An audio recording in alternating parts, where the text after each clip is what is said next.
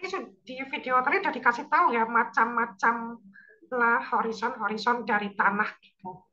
Nah, eh, horizon dari tanah ini eh, beraneka ragam ya, beraneka ragam sekali dari horizon yang paling atas sampai horizon yang paling bawah. Horizon yang paling bawah itu nanti batuan induk atau bedrock. Itu merupakan horizon yang paling bawah, bedrock.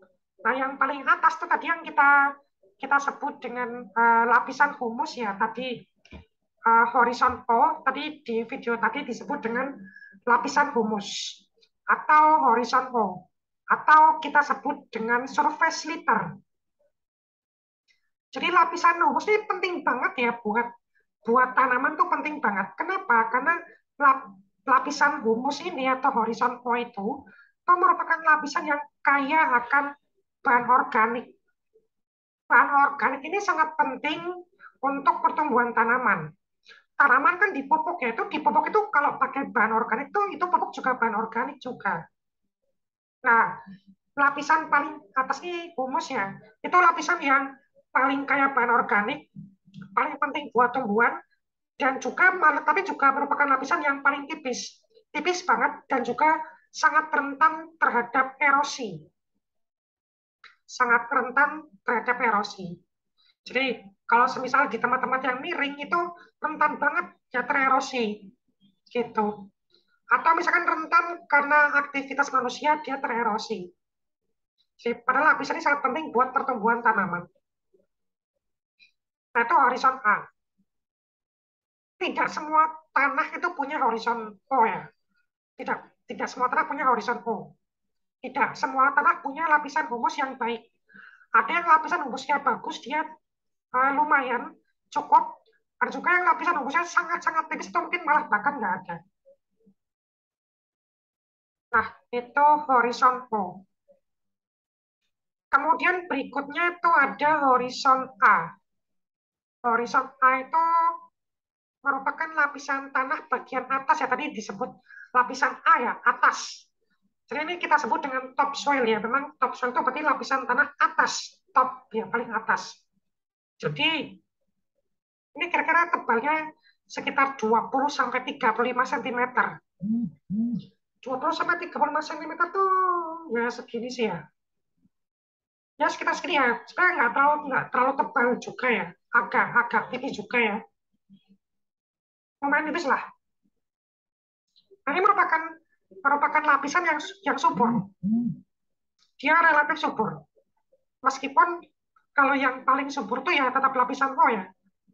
Karena dia kaya kan bahan organik. Kalau lapisan A itu relatif subur, artinya subur lah gitu ya. Ini kalau kita lihat lapisan A itu dia sedikit lebih terang ya daripada lapisan O. Kalau tadi lapisan O itu dia bisa gelap ya, gelap. Kalau lapisan A itu bisa kita katakan agak gelap ya, gitu. Jadi tingkat gelapnya lebih lebih gelap yang lapisan humus atau lapisan O dibanding lapisan A. Terus kemudian ada horizon E. Horizon E itu merupakan zona eluviasi ya, tadi itu dari kata elevation, elevation, elevation ya, eluviasi. Eluviasi itu pencucian. Ya, jadi di horizon ini itu kalau semisal ada air ya, air hujan tuh jatuh ya, air hujan jatuh kan infiltrasi ya, meresap infiltrasi. Ntar ketika di lapisan E itu kemudian partikel-partikel yang di sini tanah itu bakal dicuci, tercuci sama air hujan atau air yang jatuh ya, meresap dari permukaan ya, kemudian di sini akan mencuci lapisan ini. Yang tercuci itu partikel-partikel yang berukuran debu atau berukuran liat seperti lana atau lempung gitu. Nah, itu kita sebut dengan leaching. Jadi proses pencuciannya kita sebut dengan leaching, maka disebut zone of leaching atau zona pencucian leaching. Itu horizon E, eluviasi. Terus kemudian di bawahnya horizon E ya. Ini kalau kita lihat horizon E itu dia udah terang ya. Udah termasuk terang nih tanahnya. Jadi tidak lagi agak gelap atau gelap enggak, tapi dia udah terang, tanah yang terang. Itu zona E atau eluviasi. Kemudian lapisan maaf horizon di bawahnya itu ada horizon B, subsoil. Jadi zona apa horizon B atau subsoil itu kita sebut dengan zona iluviasi. Ini agak beda ya. Tadi eluviasi, sekarang iluviasi. Jadi tempat yang tadi dipakai untuk pencucian tadi ya di lapisan horizonnya itu kan dicuci. Nanti partikel tanah yang dicuci itu akan diendapkan di horizon B. Jadi tempat pengendapan partikel tanah yang mengalami pencucian dan terlarut dalam air dari horizon A. Jadi kalau misalnya ada partikel yang dia terlarut di dalam air, itu dia nanti bakal terendapkan di horizon B. Nah, horizon B ini dia warnanya udah terang dan dia tuh ke bahan organiknya dia rendah. Jadi bahan organiknya dia sudah rendah. Maka tingkat kesuburannya itu juga sudah rendah. Tadi kalau misalkan tanaman-tanaman yang pendek-pendek itu dia cuma paling sampai ini ya, sampai sampai akarnya cuma sampai horizon A atau sampai E ya. Untuk tanaman yang pendek-pendek akarnya atau tanaman yang berumur pendek. Tapi kalau tanaman yang berumur panjang itu kan biasanya dia akarnya panjang-panjang. Apalagi kalau misalkan dia akarnya tuh tunggang gitu, dia bisa sampai dalam gitu. Atau kalau horizon B itu dia udah ditembus sama tanaman yang berumur panjang. Atau dia berakar tuh dalam, bisa akarnya bisa nembus sampai dalam. Nah itu subsoil. Kemudian horizon C.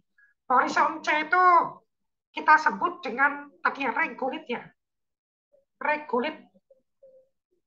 Jadi regolith itu tadi ya, dia itu merupakan apa ya? Merupakan jadi sudah campuran dia tanah tapi udah dikit, terus juga ada partikel-partikel batuan gitu, pecahan-pecahan batuan. Jadi merupakan bagian dari batuan yang sudah mulai lapuk gitu. Tapi partikel-partikel batuan yang besar-besar itu masih ada. Adalah regolith ya, regolith. Jadi batuan dasar yang sudah mulai mengalami pelapukan. Jadi batuannya udah pecah-pecah, udah mungkin berbentuk pecahan-pecahan, tapi juga sudah mulai terbentuk tanah di situ. Nah, itu horizon C. Kita sebut dengan parent material. Ya, parent material. Kemudian horizon D. Horizon D itu ini ya, kita sebut dengan bedrock atau batuan induk atau batuan dasar. Jadi semua kalau kita ngebor ke tanah ke dalam tanah tuh nanti kita akan nemu batuan dasar. Itulah batuan penyusun dari kerak bumi yang sudah itu sampai ke dalam itu akan batuan terus ya. Kita nggak akan nemu tanah lagi, itu udah sampai batuan dasar soalnya. Jadi ya batuan yang pecah utuh ya, bisa berupa batuan beku, bisa berupa metamorf atau bahkan batuan sedimen. Jadi ya batuan dasar. Dan kalau bedrock itu dia itu belum mengalami pelapukan.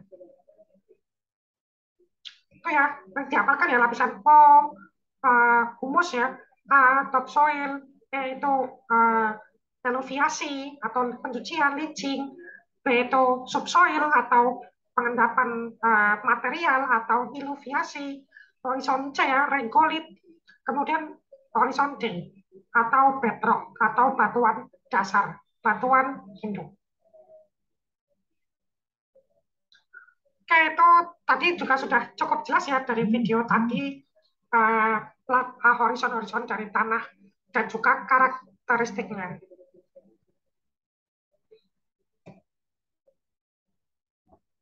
Nanti kalau kita bicara tentang apa namanya sifat fisik tanah ya. Jadi sifat fisik tanah itu nanti ada yang namanya tekstur tanah.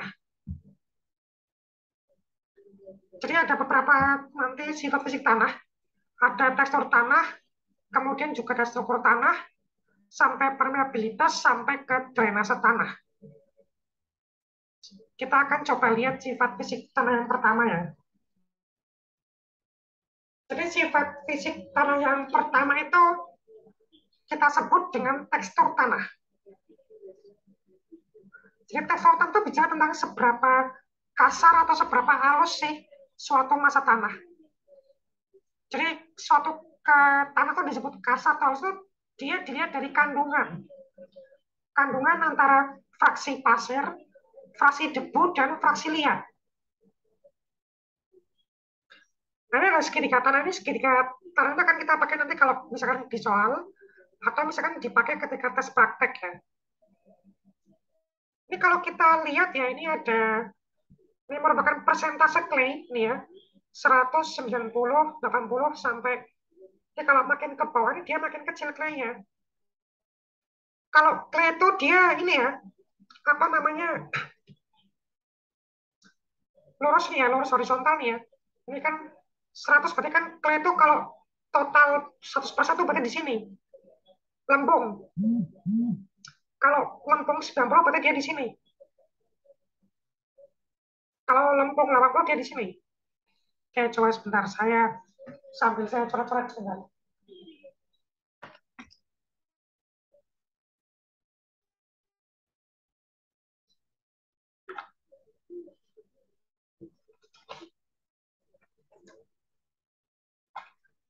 Nanti soalnya akan bisa kita pakai ya.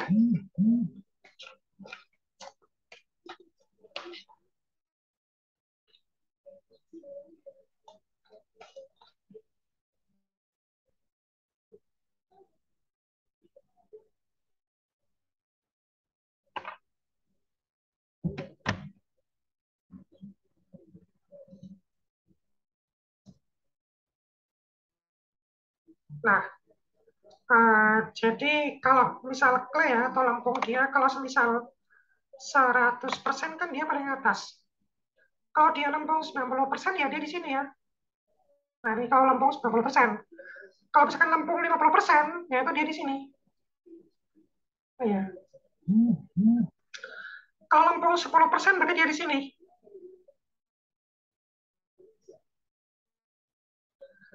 Nah, itu clay atau lempung ya.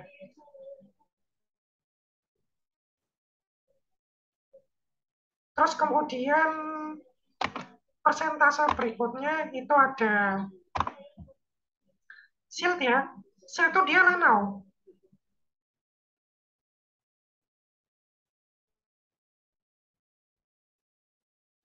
Nah, silt itu dia lanau. Atau kadang kita sebutnya itu debu ya. Kalau tadi lempung tadi itu sebenarnya dia lebih menggambarkan liat. Di lempung tadi itu menggambarkan liatnya, fraksi liat. Nah, kalau lanau itu dia debu. Ini kalau misal makin ke sini ya, makin ke bawah nih dia makin 100% nih. Jadi kalau misal siltnya dia 50%, berarti dia di sini nih.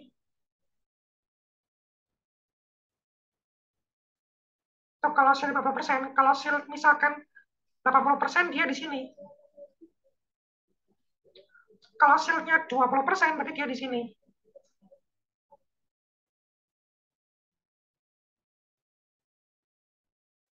Gitu. Terus kemudian berikutnya tuh ada yang namanya aksi pasir ya, sen ya. Ya, pasir. Oh, kalau pasir ini ya, kalau pasir tuh ini, jadi kalau misalnya makin ke kiri ya, makin ke kiri itu pasirnya makin besar. Jadi kalau pasir tuh yang ini garisnya. Kalau pasir 90% tuh ini. Kalau pasir 50% berarti yang ini. Kalau pasir 80% berarti dia yang ini.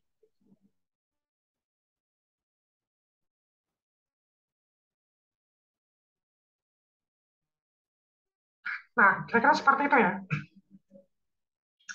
Nah, itu di situ ada ukuran fraksi-fraksi tanah ya. Itu ada fraksi-fraksi tanah kalau menurut dari USDA. USDA itu kepanjangan dari United States Department of Agriculture.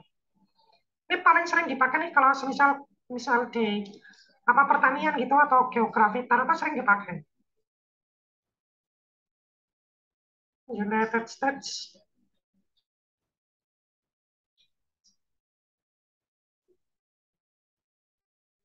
Department of Agriculture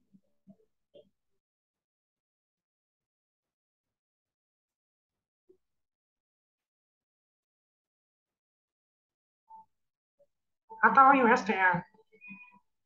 Ini masih dipakai buat sampai sekarang.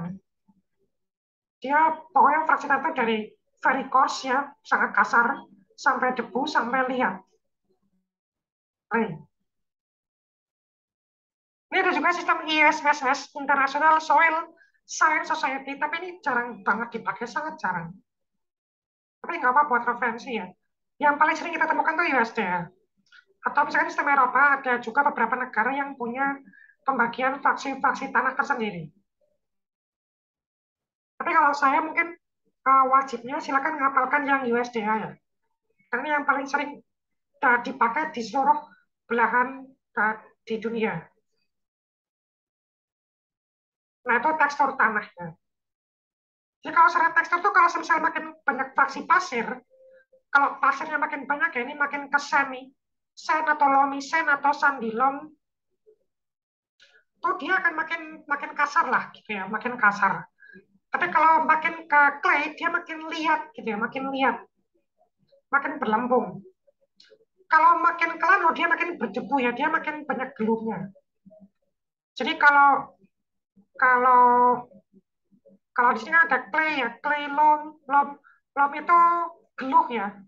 Jika ada kata loam, kalau ada kata loam, itu artinya geluh.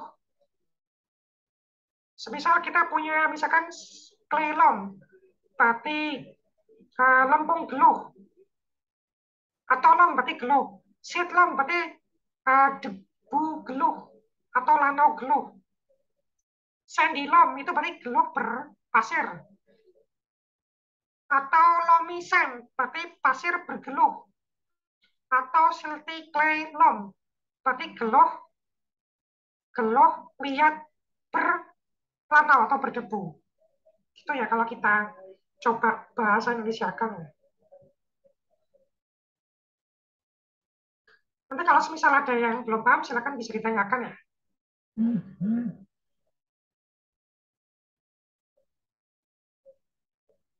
Oke, ini sifat fisik dari tanah.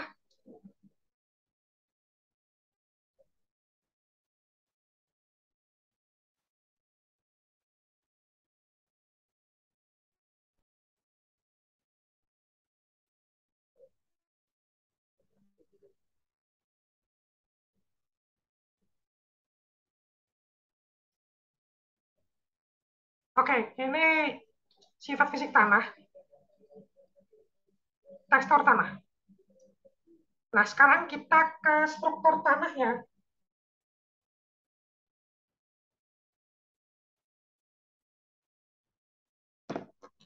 Oke, struktur tanah itu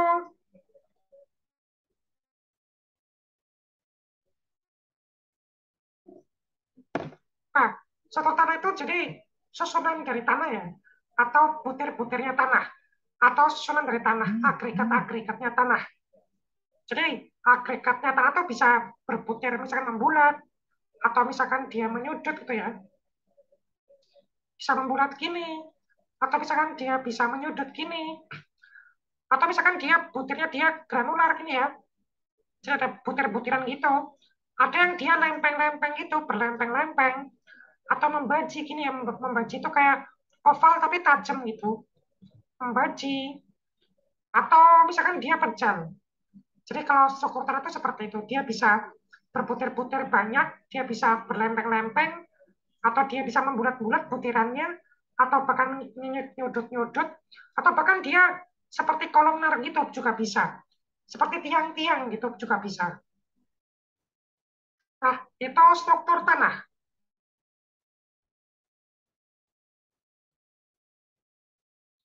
Kemudian selain tekstur tanah dan juga struktur tanah itu juga ada permeabilitas tanah. Jadi permeabilitas tanah itu kemarin mungkin saya udah kasih tahu belum ya. Jadi permeabilitas itu merupakan kemampuan ya,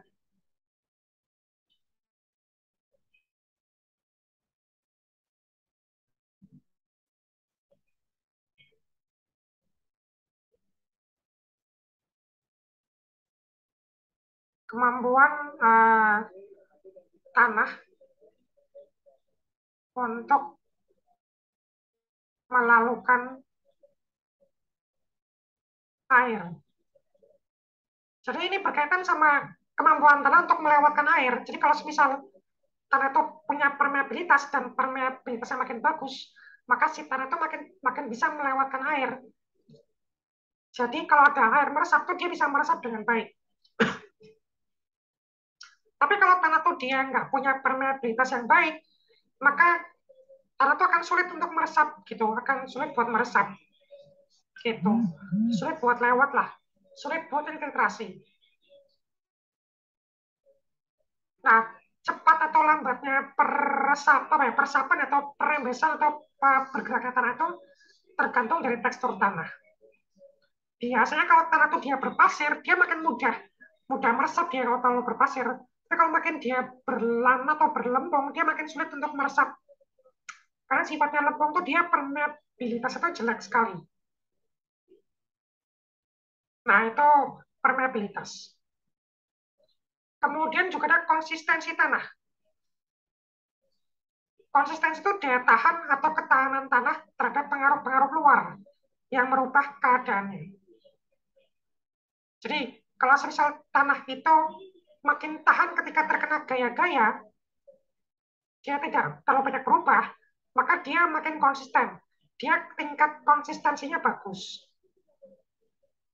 Tapi kalau dia misalkan terkena gaya dikit, dia udah berubah, maka konsistensinya itu jelek. Gitu. Itu konsistensi tanah. Kemudian berikutnya porositas tanah. Porositas itu persentase volume pori. Jadi poros itu dari kata pori-pori ya. Jadi persentase volume pori yang ada dalam tanah dibandingkan volume massa tanah.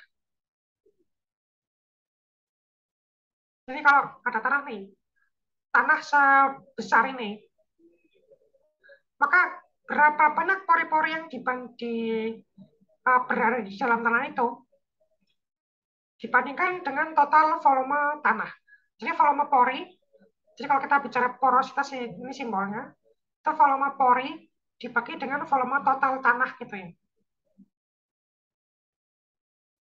Kalau semisal tanah dia punya pori-pori makin besar, maka dia akan makin mudah meresapkan air. Karena makin banyak rongga kan. Jadi permeabilitas itu bergantung banget sama porositas. Jadi kalau misalkan tanah dia nggak punya porositas, dia nggak akan punya permeabilitas. Jadi supaya punya permeabilitas, dia harus punya rongga-rongga.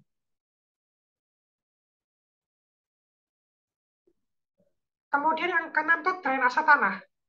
Drainase tanah itu merupakan kemampuan tanah mengalirkan dan mengatuskan kelebihan air. Jadi kemampuan tanah buat membuang air. Kalau dia punya air, dia gimana membuangnya? Bagus nggak dia dalam membuang air? Atau membuat air itu keluar dari tubuhnya itu namanya drainase tanah. Tapi kalau sebuah tanah dia punya drainase tanah, maka dia makin akan cepat kering, mudah kering.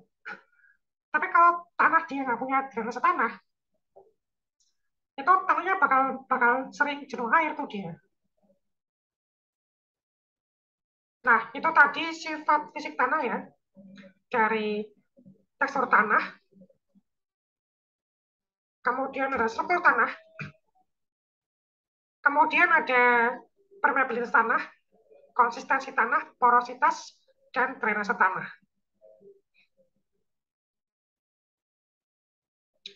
Nah, ada lagi nih, warna tanah. Warna tanah tuh ini paling sering juga nanti diuji waktu tes praktek. Jadi nanti menggunakan skala Munsell nanti. Jadi kita nanti punya tanah, kemudian nanti warnanya kita bandingkan sama warna di skala Munsell. Kalau semisal sebuah tanah itu dia kandungan besinya makin besar, maka tanahnya akan makin berwarna merah. Makin berwarna merah atau merah kecoklatan atau merah kekuning-kuningan. Itu berarti persenyawaan besinya makin banyak. Persenyawaan besi itu bisa macam-macam ya, bisa FeO2, ada FeS2, FeOOH misalkan, atau Fe2O3. Pokoknya banyak ya kalau kita bicara persenyawaan besi ya di dalam tanah itu. Jadi intinya senyawa besi kalau di tanah makin banyak, dia akan makin berwarna kemerah-merahan atau kekuning-kuningan atau merah kuningan. Kalau semisal kandungan kuarsa, ini mineral ya, kuarsa sama feldspar makin banyak, maka warna tanah akan makin terang atau pucat. Berarti kuarsa sama feldspar makin banyak karena memang warna mineral kuarsa sama feldspar itu memang terang dia. Kemudian persenyawaan mangan, Mn ya. Kalau mangan dia makin banyak, maka di situ eh, ada bercak-bercak ya. Jadi tanah itu ada bercak-bercaknya gitu.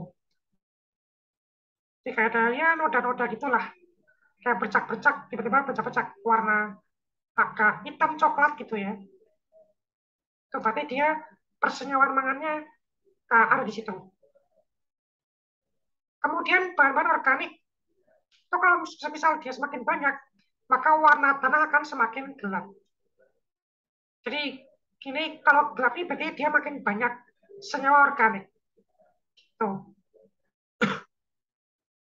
Nah, ini kalau kita bicara skala Munsell ya, jadi kalau kalau kita bicara skala Munsell itu nantinya itu ada warna ya, ada warna yang menggambarkan panjang gelombang gitu. Jadi ada warna dari purple, blue, green gitu ya. Jadi kalau misalkan Y itu berarti yellow, R itu berarti red, YR itu berarti yellowish red atau merah kekuningan. So, kalau misal kita lihat dari panjang gelombang, kalau kita bicara value, value itu merupakan bagian dari skala Munsell yang menggambarkan kecerahan tanah. Jadi dia nilainya 0 sampai 10. Kemudian kroma, kroma itu kemurnian dari panjang gelombang cahaya. Nah, dia akan tergambar di sini nih. Jadi misalkan ini 5 YR 5 per 6 ya. Jadi di sini itu maksudnya adalah 5 per 6 itu adalah ini. Apa value ya? Value. Kemudian 5 itu merupakan angka kroma. Jadi ada misalkan 5 itu ini kroma ya 5. Kemudian value itu 5 per 6. Berarti di sini.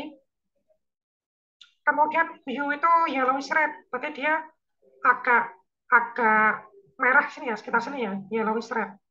Mungkin nanti secara detailnya ini kan karena harus pakai pakai skala Munsell ya, mungkin kita akan bahas nanti di kesempatan lain ya, mungkin kalau sudah ke tingkat nasional, karena ini akan dipakai kalau tes praktek di tingkat nasional. Mungkin kalau di tingkat provinsi saya yakin banget itu nggak bakal keluar. Jadi mungkin saya cuma perkenalkan aja ya kalau untuk skala Munsell. Tapi nanti kalau untuk tingkat nasional kita akan belajar menggunakan skala Munsell.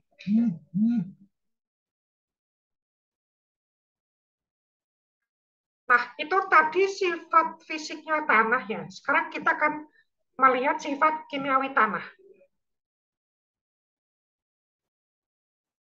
Jadi kalau sifat kimiawi tanah itu pertama pH-nya. Kalau misalkan tanah itu kan dia punya pH juga. Kalau pH-nya makin kecil, dia makin asam. Kalau pH-nya makin besar, dia akan makin basah. Biasanya kalau pH kurang dari 7, maka disebut tanah asam. Kalau pH lebih dari 7, maka disebut tanah basah. Kalau semisal tanah itu dia asam, maka kan dia pH-nya perlu dinaikkan. Nah itu, maka supaya dinaikkan, maka kita bisa menggunakan kapur. Zat kapur atau batu kapur. Itu dia bisa meningkatkan pH. Kalau semisal dia pH-nya terlalu basah, kan harus diturunkan ya, supaya 7 ya, supaya netral. Maka kita bisa menambahkan belerang. Sifat belerang tuh dia bisa menurunkan pH. Nah, biasanya kalau tanah yang organik atau tanah kayak tanah organosol atau tanah gambut itu dia tingkat keasamannya tinggi. Kayak misalkan yang tanah-tanah organik di Kalimantan itu, di daerah-daerah gambut tuh, atau tanah gambut ya itu dia banyak kecil sekali tuh, dia asam sekali. Itu juga kurang bagus kalau buat tanaman. Maka kayaknya bisa kita naikkan dengan menambahkan kapur. Kemudian berikutnya ada kandungan mineral tanah. Kalau kandungan mineral tanah itu nanti ada unsur hara makro sama unsur hara mikro. Untuk unsur hara makro itu nanti ada unsur karbon C, hidrogen, nitrogen, fosfat, K, kalium atau potasium, kapur CaCO3, magnesium, kemudian belerang, kemudian oksigen, kemudian klor. Klor itu Cl ya, Cl, kemudian barium atau kuningan, besi, nah itu hara mikro. Berarti kalau unsur hara mikro itu berarti unsur hara yang paling dikit. Kalau unsur hara makro itu unsur hara yang banyak jumlahnya. Karbon, hidrogen, nitrogen, fosfat, K itu dia paling banyak ya. Kemudian selain kandungan mineral itu juga ada bahan organik. Jadi tadi ya, bahan organik itu dia bisa berasal dari sisa-sisa organisme. Misalkan hewan mati, atau misalkan tumbuhan mati, atau misalkan mikroba-mikroba jasad remnik mati. Kemudian dia di tanah dia terurai, itu dia akan menjadi bahan organik. Dia akan lapuk, dia akan bersatu bersama batuan yang lapuk, sehingga berubah jadi tanah. Atau masuk ke dalam tanah, menambah kandungan organik dalam tanah.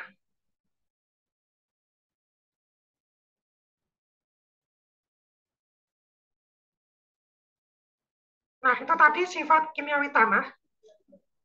Sekarang kita ke sifat biologi tanah. Jadi kalau biologi itu ya berarti kandungan-kandungan atau apa namanya biologis ya makhluk hidup yang ada dalam tanah. Jadi di dalam tanah itu ada bisa hidup misalkan mikrofauna, fauna mikro, hewan tanah yang berukuran 20 sampai 200 mikron. Ini mikrometer ya, mikron ya mikrometer. Bisa protozoa, akarina, nematoda, nematoda itu kayak cacing-cacing gitu ya. Kalau akarin itu kayak cacing juga deh, cacing akari kalau nggak salah. Rotivera saya kurang tahu, maaf ini mungkin yang lebih tahu orang biologi ya. Ke tardigrada saya juga kurang tahu, ini mungkin silakan dicari nanti. Kalau nematoda itu kayak cacing-cacing gitu, tapi kecil banget nematoda itu, cacingnya. Beda sama misalkan cacing kayak platyhelminthes, nemathelminthes ya. Itu cacing yang dia berukuran makro tuh, dia makro. Ya, moluska ini, moluska tuh berarti kayak uh, bekicot ya, bekicot atau hewan yang berlunak ya, moluska gitu. Bekicot atau semati itu kan kalau di tanah kan bekicot ya. Kalau kayak misalkan kerang-kerangan itu kan dia apa namanya uh, bukan di tanah ya, tapi dia kan dia di laut. Insekta berarti serangga-serangga ya. Sama vertebrata yang kecil-kecil. Itu makrofauna. Kalau yang meso dia berarti tengah-tengah ya, tengah-tengah ini. Saya kurang tahu ini tadi nematoda ada lagi ya, mesofauna. Nah, larva serangga dia masuk ke mesofauna. Nah, kalau aranida itu kayak laba-laba tapi kecil ya. Jadi laba-laba tapi yang berukuran kecil-kecil banget gitu ya. Itu mesofauna.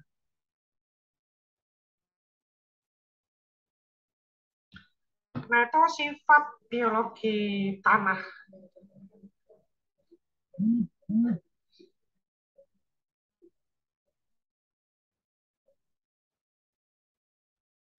Kemudian berikutnya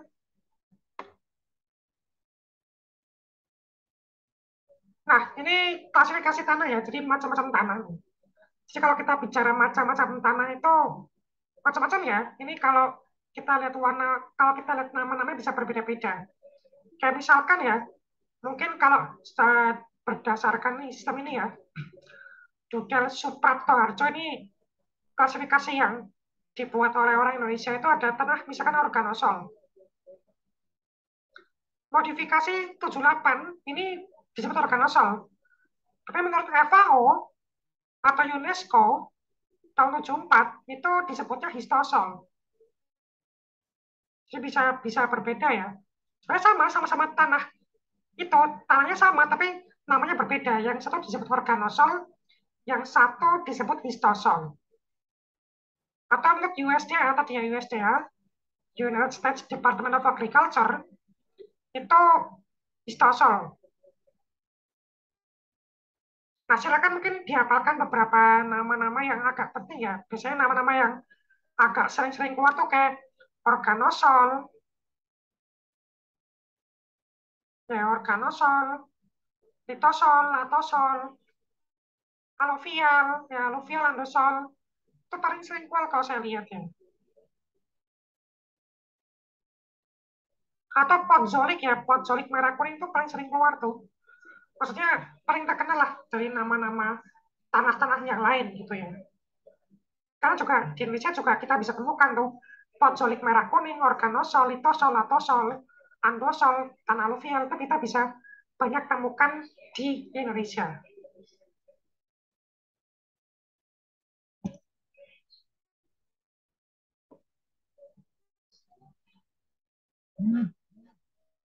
Nah ini kalau klasifikasi dari USDA ya, ada entisol, inseptisol, multisol gitu ya. Ini ada beberapa macam ya dari klasifikasi USDA. Tapi kan klasifikasi USDA itu kan dia patokannya itu tanah-tanah di Amerika Serikat ya. Dan tuh dia dikasih nama berdasarkan nama yang populer di Amerika Serikat. Jadi mungkin beberapa nama tuh agak asing di telinga kita. Kayak misalkan oxisol, vertisol itu mungkin agak asing, inseptisol itu agak asing. Nah, tapi coba kita, nah ini ya, beberapa klasifikasi tanah, memang acuannya kan tanah-tanah di Amerika Serikat, tapi kemudian mereka mengembangkan dan memetakan tanah-tanah yang ada di seluruh dunia. Tapi dengan menggunakan nama-nama dari mereka. Jadi kita bisa melihat nama-namanya agak asing, kayak misalkan oxisol, atau ambisol, atau gelisol, atau kultisol, ventisol, itu agak mungkin uh, jarang kita dengar ya di Indonesia. Ini kalau kita lihat persebarannya tanah di negara kita tuh variasinya dari inseptisol, multisol ya, spodosol juga ada.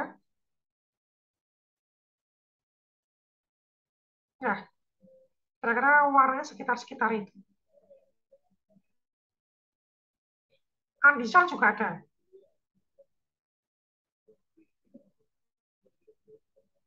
Oke, ini bentar lagi juga akan mati 1 menit lagi ya. Nanti mungkin kalau mati seperti biasa nanti masuk lagi dengan link yang sama ya. Oh, jadi pokoknya linknya sama sampai hari ini. Nanti bisa akan lanjutkan sampai jam 8 ya nanti ya. Mungkin kita masih punya waktu sampai 20 menit lagi. Nah, ini kalau kita lihat persebaran tanah di Indonesia.